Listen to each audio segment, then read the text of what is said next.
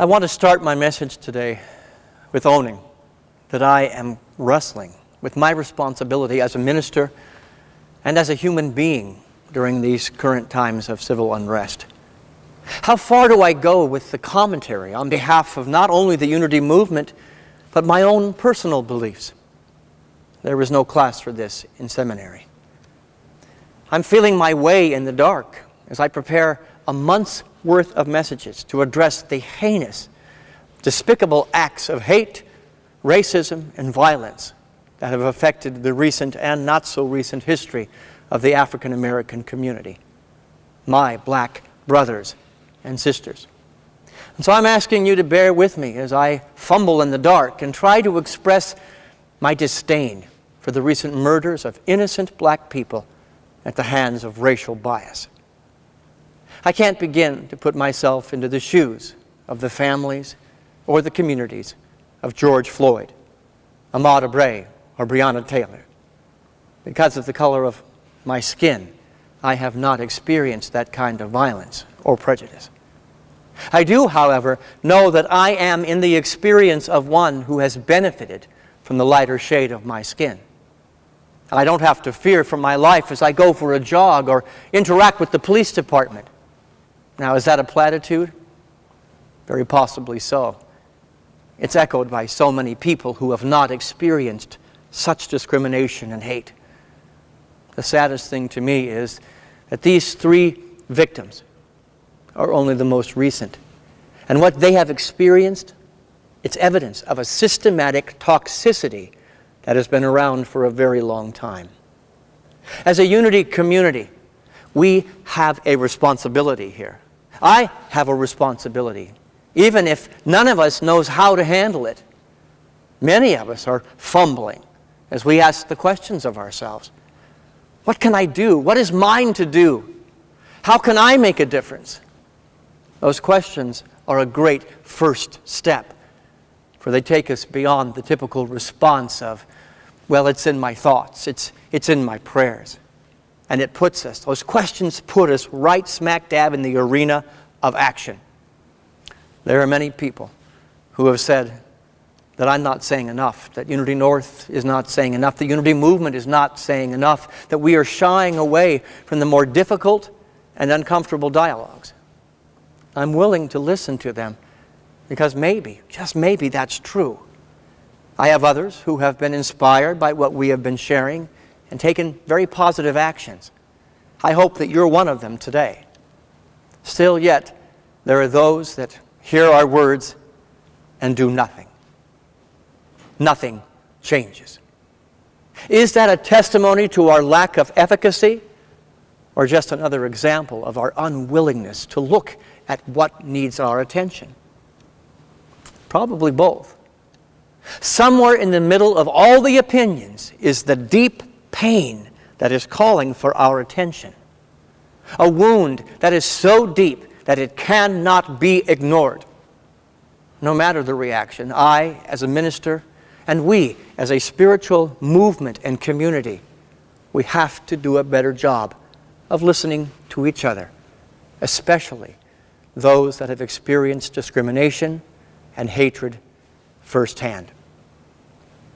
Our master teacher, Jesus, he walked into the middle of Jerusalem to call out and confront head-on that which needed to be exposed. And although I will never, ever condone violence, the first thing he did was turn over the carts in the sanctuary. A sanctuary that had been turned into a marketplace.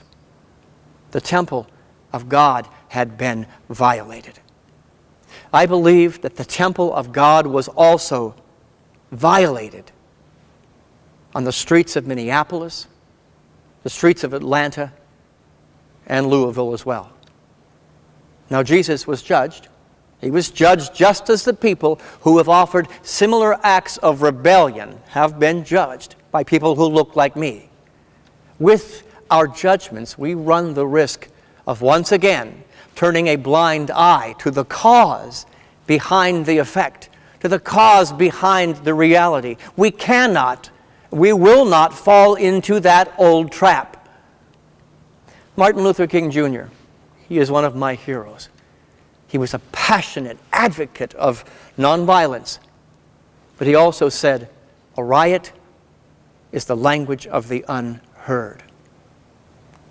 My job as a minister and our job as spiritual students, not by anybody else's definition but my own, is to listen to those who have not been heard and to take an appropriate action. So my message today and throughout the month of June, it must be equally social and spiritual. A spirituality that is not applied when life gets tough or difficult is completely useless. Our fifth unity principle, it says, the truth that I know is the truth that I demonstrate. This is a call to action today. At Unity North, we have always espoused the desire to be relevant, and we've often used the phrase, rubber meets the road spirituality. Practical application of esoteric spiritual concepts. Maybe we haven't done as good a job as I think. I'm open today to that possibility. And I hope that we can and will do better. There's an anonymous quote often attributed to Maya Angelou that says, do the best you can until you know better. And then when you know better, do better. It is my intention for all of us to do better. Now, more than ever, my job as a minister is to bring spiritual tenets down to earth and apply them, owning my confusion about how to handle what's up and demonstrating that I am listening to those who are asking for more from me. I invite all of you to join me as we fumble in the darkness together.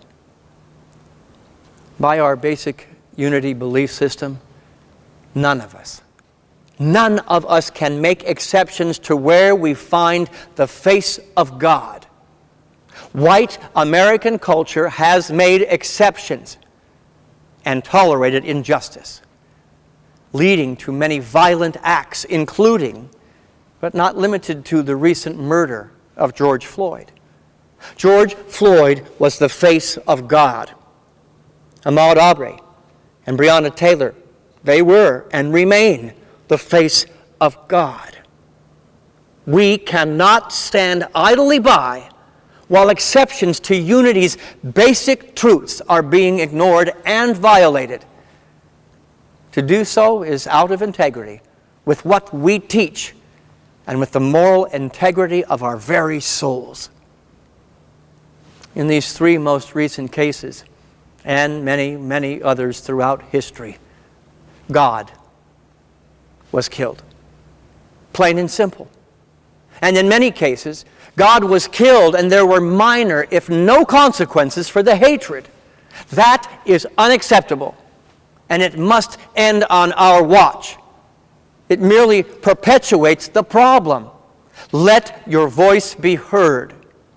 We, as a nation, have a racist pandemic undercurrent that is going uncontrolled and unchecked. It's showing its face. Our society has made too many exceptions to where the face of God can be found. People who look like me have created exceptions. It's embarrassing, but even more embarrassing and shameful if we don't do something to tip the scales back to the oneness that we were created in and as, black, white, brown, yellow, and every color under the rainbow, gay and straight. No matter your religion, your ethnicity, or your belief system, we are created equal. And if we are to follow the master teacher that we claim to honor, we must also walk into Jerusalem, the metaphorical Jerusalem, into the temple, into the marketplace, and let our voices be heard. Like Jesus, we must be willing to turn over the carts of consciousness in the church, in the police department, in the government, in the marketplace, and in our own souls. No exceptions. this systematic racist problem can be witnessed in the artistic depictions of Jesus himself, who was made out by a lot of people to be a blonde-haired, blue-eyed man. His skin was dark. His eyes were dark. Perhaps we all need to dig a little bit deeper to see that our problem is much broader than 3 murders. We run the risk of too soon forgetting the injustices as we turn to the solace of our white Jesus. The narrative has to change from exceptions to truth, from ignorance to understanding. And we must not rush to some fallback position of excuses for our words, our inactions, or ignorance to just explain away our mistakes. Where we have been off center with truth and oneness, we must apologize. Where we have dropped the ball of equality and justice, we must make amends. And where the system slants in our favor, we must be willing to recognize the inequality and to do whatever we can to bring things into harmony and back into balance. That means putting our ears on and listening before we make excuses. Jesus said in the Gospel of Matthew, chapter 12, I tell you, on the day of judgment, people will give account for every careless word they speak. Many people believe that Jesus is referring to some distant time after we all die. The day of judgment is not at a distant time. It is immediate. It is now. It's not a day of reckoning in front of an angry God when we die, but it is a daily reckoning. Every night as I lay my head down with the awareness that I either did something or I didn't. Every day we have the ability and the responsibility to hold ourselves accountable. Judgment is defined as the ability to make considered decisions or come to sensible conclusions. The day of reckoning is now, and we must come to a decision, a sensible conclusion that refuses to make excuses for our actions or our inactions.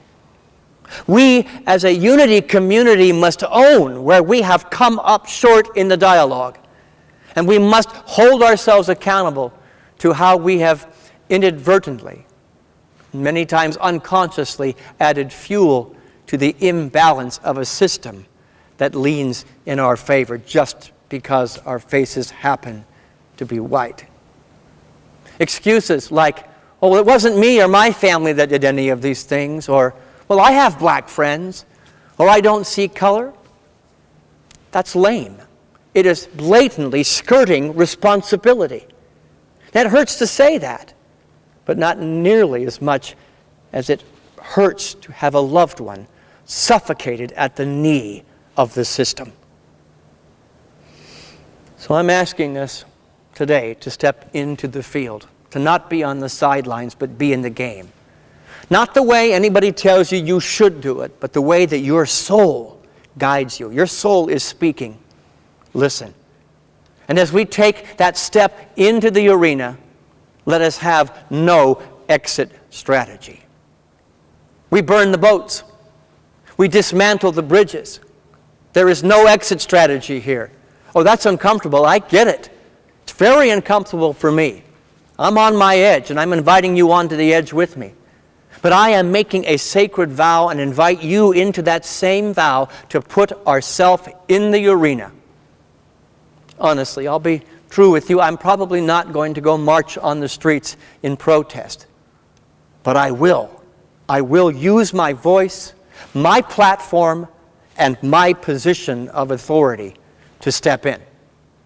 I want the legacy of our churches, the legacy of our spiritual movement, and my legacy to be one of courage and not one of blindness. One of forward movement and not backward retreat. Yes, this is a marathon. It's not a 50-yard dash. The problems have been around for hundreds of years. It's not going to go away with one prayer or one kind word. It's a new way of being together as one. The disciples, they asked Jesus to disperse the hungry crowd so that they could eat. His response is the exact action necessary today. He not only did not disperse the crowd, he told the disciples to go feed them. We must answer the call to be change agents and not talented strategists, adept in creating exits. We must feed those that are speaking up and saying, "I'm hungry," to be heard. Sometimes hunger looks like compassionate action for those who have not been heard. Have I done that? Maybe yes, maybe no, but I'm willing to ask the question, and I'm willing to listen, and I am willing to serve. Jesus did not have an exit strategy, and he changed the world. Martin Luther King Jr. did not have an exit strategy, and he changed the narrative.